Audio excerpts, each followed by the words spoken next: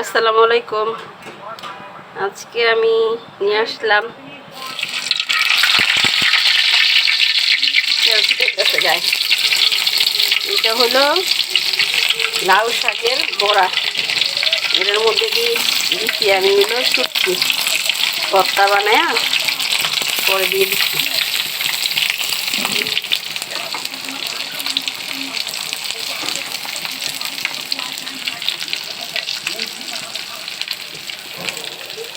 এই দেখেন,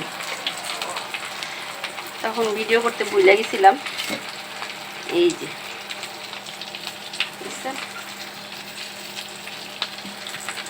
ভর্তা দিয়া যেভাবে আমরা শুটকি ভর্তা বানাই খাই ওইভাবে করি।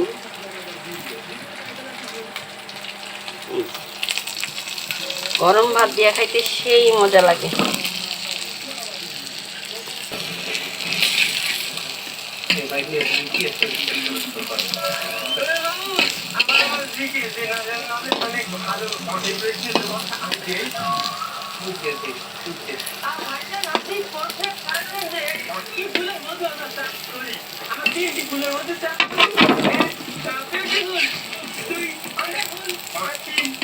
হয়ে আইছে, আর একটু ওই পিঠটা হয়ে গেলেই নামায় ফেলাবো।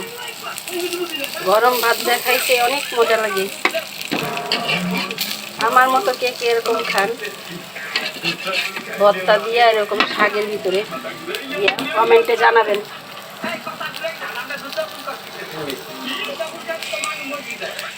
অনেক মজা হয়, এভাবে বানায় খাইয়া দেখবেন।